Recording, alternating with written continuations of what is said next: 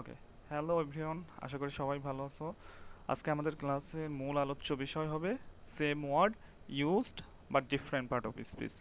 অর্থাৎ বাক্যে ব্যবহৃত ওয়ার্ডগুলো দেখতে একই রকম, একদম সেম, কিন্তু বাক্যভেদে বাক্যের পার্ট অফ স্পিচগুলো ভিন্ন হবে। এই ধরনের পার্ট অফ স্পিচগুলোই অ্যাডমিশনে সবচেয়ে বেশি এসে থাকে। আশা করি তোমরা সবাই মনোযোগ সহকারে ক্লাসটি দেখবে, তাহলেই বুঝতে পারবে। ওকে, আমরা প্রথম বাক্য দিকে খেয়াল করি, give place to your better. তাহলে এই বাক্যে বেটার কোন ধরনের পার্ট অফ স্পিচ? দ্বিতীয় নাম্বার বাক্য খেয়াল করি, I think yours is a better plan. এই বাক্যে বেটার কোন ধরনের পার্ট অফ স্পিচ? তিন নাম্বার বাক্য খেয়াল করি, আই নো হিম বেটার। এই বাক্যে বেটার কোন ধরনের পার্ট অফ স্পিচ? তাহলে আমরা তিনটা বাক্য দেখলাম, তিনটা বাক্যতে একই ওয়ার্ড ব্যবহার করা হয়েছে, বেটার, কিন্তু এই তিনটা বাক্যে বেটার ভিন্ন ধরনের পার্ট অফ স্পিচ হিসেবে ব্যবহৃত হয়েছে। তাহলে আমরা কি প্রথম বেটারকে বলতে পারি এটা নাউন, নাকি এটা অ্যাডজেক্টিভ, নাকি এটা অ্যাডভার্ব, নাকি এটা ভার্ব? আসলে এই বাক্যগুলাই সবচাইতে বেশিভাবে আমাদের কি করে কনফিউশন ফেলে।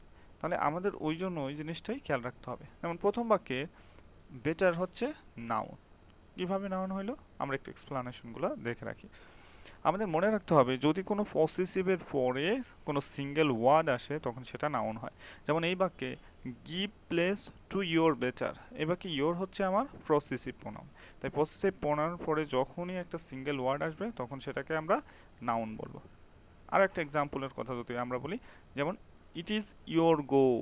ইয়োর হচ্ছে সেখানে পসেসিভ ছিল এবং গো হইলে তখন সেই বাক্যের ক্ষেত্রে কি আসতো, নাউন আসতো।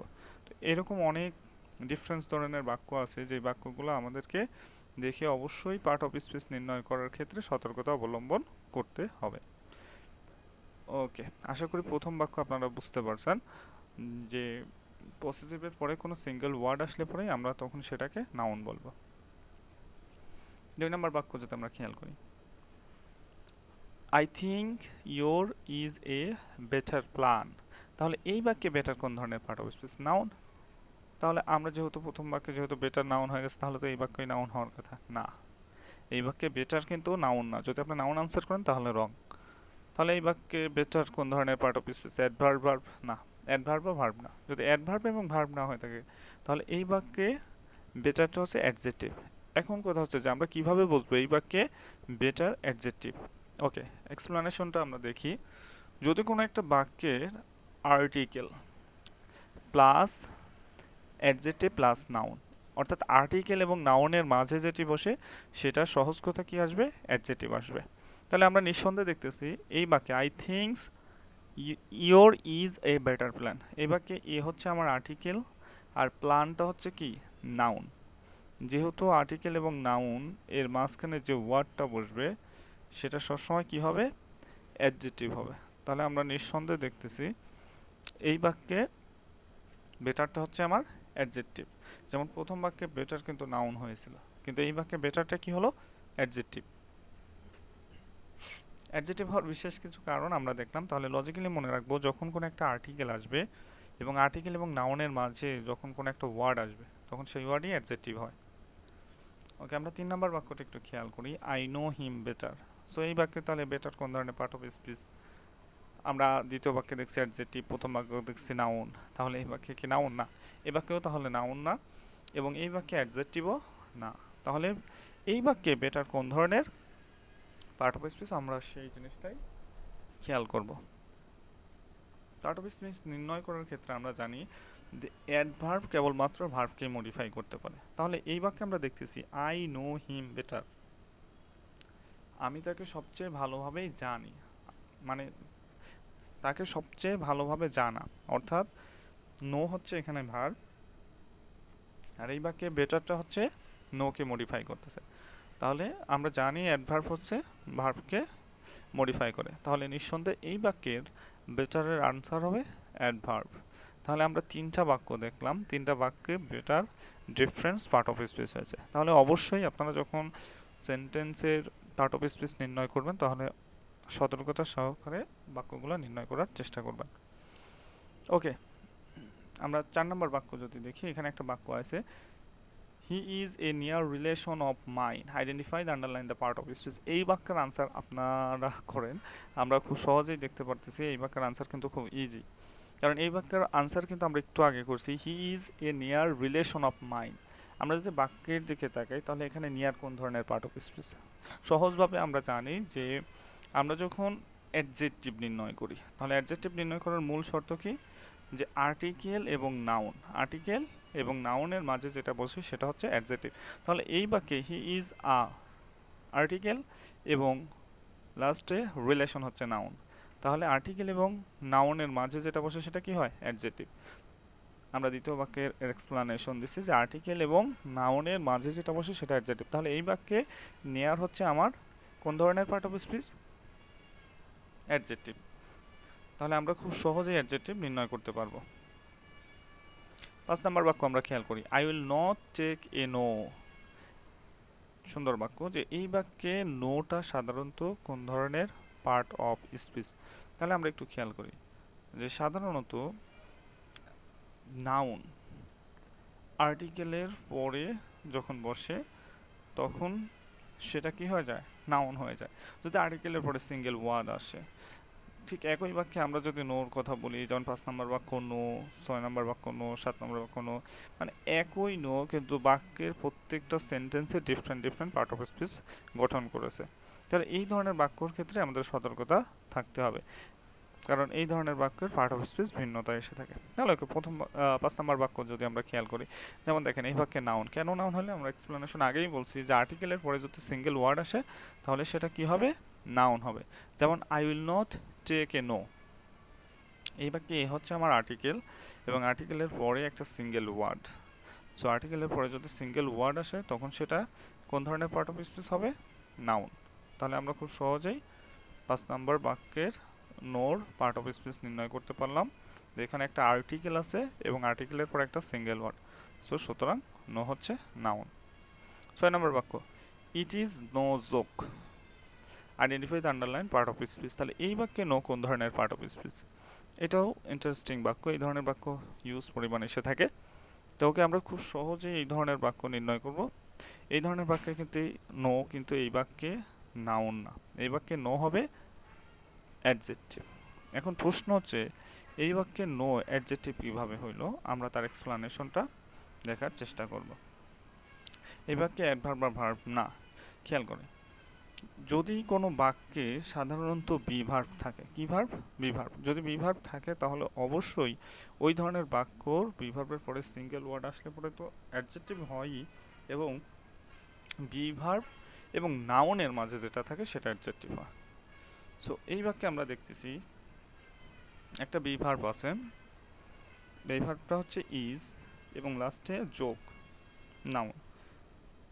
আমরা জানি যে অ্যাডজেক্টিভ সাধারণত নাউন এবং প্রোনাউনকে মডিফাই করে থাকে, তাহলে নিঃসন্দেহে আমরা যদি নাউনকে মডিফাই করি, যোগকে মডিফাই করি, তাহলেও এই বাক্যে অ্যাডজেক্টিভ হয়। তবে আমাদের বেশ কিছু বি ভার্ব আছে আমাদের চিনে রাখা দরকার, যেমন বি ভার্বের ভিতর am, is, are, was, were, be, এই সবগুলোই হচ্ছে বি ভার্বের অংশ। সো এই ধরনের ভার্বের পর যদি কোনো সিঙ্গেল ওয়ার্ড আসে তাহলে সেটা অ্যাডজেক্টিভ হয়, আর সহজ কথায় অ্যাডজেক্টিভ হচ্ছে নাউনকে মডিফাই করে, যেহেতু এই বাক্যে ইট ইজ নো যোগ।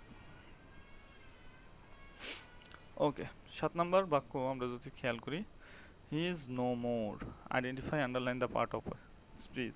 তাহলে এই ক্ষেত্রে কিন্তু no, no noun, no adjective, এই বাক্যের আনসার হবে অ্যাডভার্ব। এখন কেন অ্যাডভার্ব হবে? এই বাক্যে কিন্তু সাবজেক্ট আছে, বি ভার্ব আছে, কিন্তু বি ভার্বের পরে কিন্তু আরও একটি ওয়ার্ড আছে। যদি এই বাক্যে যদি বি ভার্বের পর আর কোনো ওয়ার্ড না থাকলো তাহলে নো কিন্তু অ্যাডজেক্টিভ হইতো, যেহেতু এই বাক্যে নোর পরে মোর আছে। সো সাধারণত আমরা জানি অ্যাডভার্ব সাধারণত অ্যাডভার্বকেও মডিফাই করে থাকে। এই বাক্যে হি ইজ নো মোর, সে আর নেই, অর্থাৎ এখানে অ্যাডভার্বকে মডিফাই করছে, সো সেই জন্য এই বাক্যে নো হচ্ছে আমার অ্যাডভার্ব। ওকে, 8 নম্বর বাক্য, 9 নম্বর বাক্য এবং 10 নম্বর বাক্য আমরা খেয়াল করি, এই তিনটা বাক্যই সাধারণত ফিউ ব্যবহার হয়েছে এবং ফিউ ব্যবহার করার ক্ষেত্রেও এর ডিফারেন্ট ধরনের পার্ট অফ স্পিচ বসেছে। যদি খেয়াল করি 8 নম্বর বাক্যে ফিউ, 9 নম্বর বাক্যে ফিউ এবং 10 নম্বর বাক্যে ফিউ, এই ফিউ সাধারণত কোন ধরনের পার্ট অফ স্পিচ হিসেবে বসছে আমাদের সেটাই নির্ণয় করার বিষয়। তো ওকে, আমি যদি 8 নম্বর বাক্যর কথা বলি তাহলে এই ধরনের বাক্যে আছে যে few of student were present the meeting, তাহলে এই বাক্যের ফিউ আনসার হবে নাউন। এখন কথা হচ্ছে যে এই বাক্যের আনসার নাউন হওয়ার মূল কারণটা কি, আমরা এর এক্সপ্লানেশনটা খুব সহজভাবে দিতে পারবো যে যখন কোনো বাক্যের আর্টিকেল এবং প্রিপোজিশনের মাঝে যেটা বসে সেটা সবসময় কি হয়, নাউন হয়। খুব সহজভাবে আমরা মনে রাখবো যে আর্টিকেল এবং প্রিপোজিশনের মাঝে যেটা আসে তাহলে সেটা কি, নাউন। সো এই বাক্যে এ হচ্ছে আর্টিকেল আর আমাদের অফ হচ্ছে প্রিপোজিশন। সো এই আর্টিকেল এবং প্রিপোজিশনের মাঝে একটা ওয়ার্ড আছে, সেই ওয়ার্ডটাই হচ্ছে নাউন। তাহলে 8 নম্বর বাক্যে ফিউটা হচ্ছে নাউন। এটা কিন্তু বাক্য ভেদে কিন্তু এক্সচেঞ্জ হচ্ছে। তাহলে 8 নম্বর বাক্যে হচ্ছে ফিউটা হচ্ছে নাউন, কারণ এই ফিউ ওয়ার্ডটা অন্য বাক্যে অন্যভাবে বসলে পরে সেটা আবার অন্য ধরনের পার্ট অফ স্পিচ গ্রহণ করতে পারে। ঠিক একইভাবে আমরা যদি 9 নম্বর বাক্য খেয়াল করি, যেমন দেয়ার আর এ ফিউ বয়েজ হিয়ার, তো এই বাক্যে ফিউটা কিন্তু আর নাউন হয় নাই। আমরা সেই জিনিসটাই ক্লিয়ার করার চেষ্টা করতেছি যে বাক্যভেদে সাধারণত ওয়ার্ডগুলো ডিফারেন্ট পার্ট অফ স্পিচ গ্রহণ করে। তাহলে এই বাক্যে অ্যাডভার্ব বা ভার্বও কিন্তু না, তাহলে এই বাক্যে আনসার হবে অ্যাডজেক্টিভ। আমরা সহজ নিয়ম শিখেছি যে সাধারণত আর্টিকেল এবং নাউনের মাঝে যেটা বসে সেটা অ্যাডজেক্টিভ হয়। তাহলে নিঃসন্দেহে দেয়ার আর এ হচ্ছে আর্টিকেল আর বয়েস হচ্ছে নাউন, তাহলে আর্টিকেল এবং নাউনের মাঝে যেটা বসে সেটা হচ্ছে অ্যাডজেক্টিভ। সো সুতরাং এই বাক্যে দেয়ার আর এ ফিউ বয়েস হিয়ার, সো এই বাক্যে ফিউটা হচ্ছে আমার অ্যাডজেক্টিভ। আর কেন অ্যাডজেক্টিভ হয়েছে আমরা খুব সহজেই বুঝতে পারছি, এই বাক্যে একটা আর্টিকেল আছে এবং নাউন আছে, তাহলে সহজভাবে মনে রাখবে আর্টিকেল এবং নাউনের মাঝে যেটা বসে সেটা হচ্ছে আমার অ্যাডজেক্টিভ। ওকে, 10 নম্বর বাক্য আমরা খেয়াল করি, few know where he lives. So এই বাক্য few know where he lives, so বাক্যের শুরুতে ফিউ, তাহলে এই বাক্যটা কি হতে পারে, আমরা যদি এর আগেও আমরা একবার অ্যাডভার্বের বর্ণনা হচ্ছিলাম যে অ্যাডভার্ব সাধারণত ভার্বকে মডিফাই করে। তাহলে হোয়ার হি লিভ, সে যে কোথায় বাস করে সেটা কিছু সংখ্যক লোক, এই যে মানে কেউ জানে না বললেই চলে যেটাকে বলে, কারণ ফিউটা হচ্ছে নোর সাথে রিলেটেড অর্থাৎ ভার্বের সাথে। তাহলে যেহেতু আমরা জানি যে ভার্বকে মডিফাই করতে পারে কে, অ্যাডভার্ব, সো নিঃসন্দেহে এই বাক্যে ফিউটা কিন্তু নাউন বা অ্যাডজেক্টিভ কোনোটাই না। যেহেতু ভার্বকে মডিফাই করতে পারে অ্যাডভার্ব, সো নিঃসন্দেহে এই বাক্যের আনসার হবে অ্যাডভার্ব। যেমন few know where he lives, তাহলে নো ভার্বটাকে সে কি করছে, মডিফাই করছে। যেহেতু নো ভার্বকে মডিফাই করছে, সো নিঃসন্দেহে এই বাক্যের আনসার ছিল অ্যাডভার্ব। ওকে, আমরা এই যে একটা এক্সপ্লানেশন দিচ্ছি, adverb modify verb and no verb